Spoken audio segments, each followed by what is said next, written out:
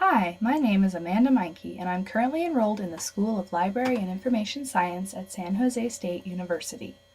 One of our assignments in the 2010 class this semester is to present a database and explain a bit about the history, as well as how best to use the database.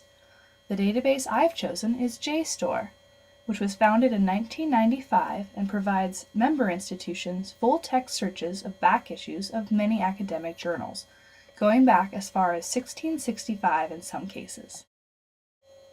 I'm going to lead you, the typical SLIS student, through a search for information, starting from the King Library page at SJSU. To access the databases, the King Library requires you to sign in with your student ID and PIN code. I've already signed in, so we can get right to searching JSTOR. Navigate to the Articles and Databases page on the library website.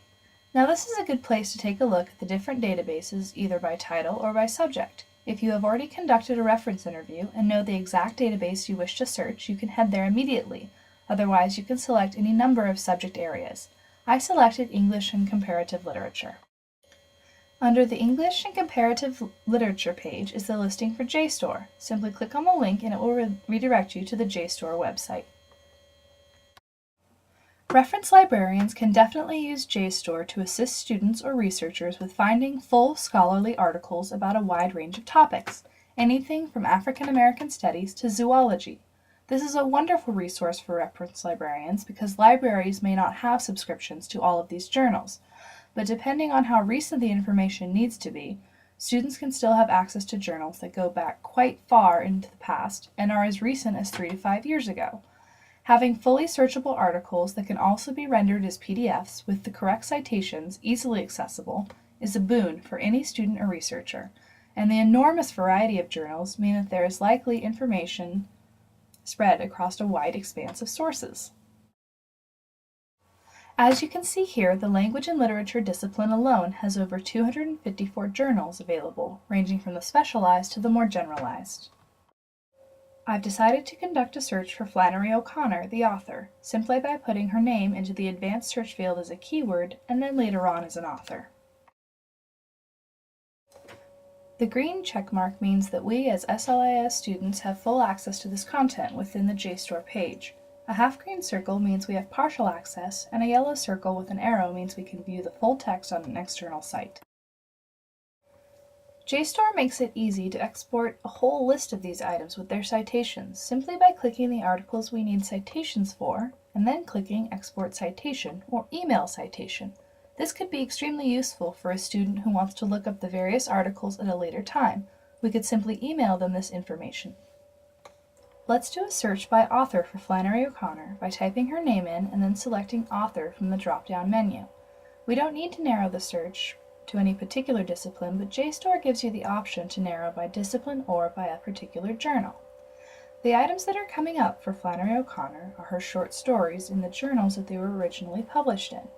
Though these stories are widely reprinted in various collections, a student may wish to examine the original stories or cite the original printing. Let's examine one of these entries. I have selected the story Comforts of Home from the Kenyon Review.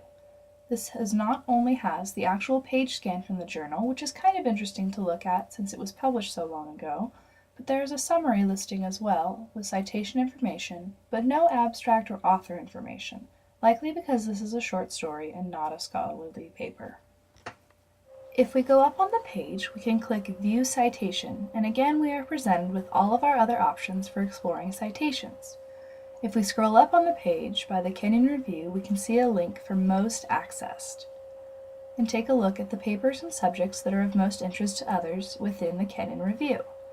Turns out an article about Romanticism is highly popular, as well as an article about women and vampires that came out in 1993. No doubt all the recent interest in vampires has spurred that search. Up at the top, there's an option to search within the Kenyon Journal for more information, so let's search vampires just for fun. The articles that have come up probably have the word vampires located somewhere within, although upon first glance it seems like it might be easier to tell which ones do and which ones do not.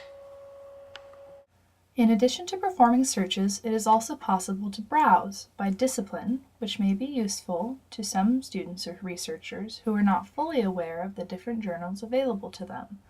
The fact that these are all well-recognized journals that start with the first volume and the first issue means that they are as complete as possible, which is a remarkable boon to research. Another option is to browse by title if you already know what you are looking for, or to browse by publisher, as one publisher may put out several different journals that the student or researcher may be interested in. Browsing is a wonderful way to experience the same feeling as being in a library, picking up various magazines and exploring for oneself, and this should be encouraged if there isn't a time pressure placed upon the searching. JSTOR is a very simple but well-designed database that easily delivers up the information we're looking for without any excess frills. If we want to find out more about JSTOR itself, they make it fairly easy to. Simply click on the About link in the upper right-hand corner on the main page, and this will open a new window or tab with information about JSTOR. Let's click on the link About Collections. From here you can peruse the different collections and content available on JSTOR, learning that they have over 1,000 academic journals that are always included from Volume 1, Issue 1, or we can click over and find out more about what they call the moving wall, which is the length of time in between when a journal is published and when they are allowed to have it on their site. This can be anywhere from as soon as the journal is published to any number of years, usually about 3 to 5. JSTOR is working towards minimizing the amount of time between publication in the real world and digitization on JSTOR, but these things can take time and involve numerous negotiations. This concludes our tour of JSTOR, which is a strong tool available to reference librarians assisting students or researchers with the discovery of full-text scholarly articles about a wide variety of topics. As I said, from African American studies to zoology, and everything in between. Give JSTOR a try next time you are assisting someone. You will be amazed at the speed and ease of use, as well as the quality of the information returned. Academic journals used to be a hassle, but with JSTOR, they're accessible with a few clicks of a button.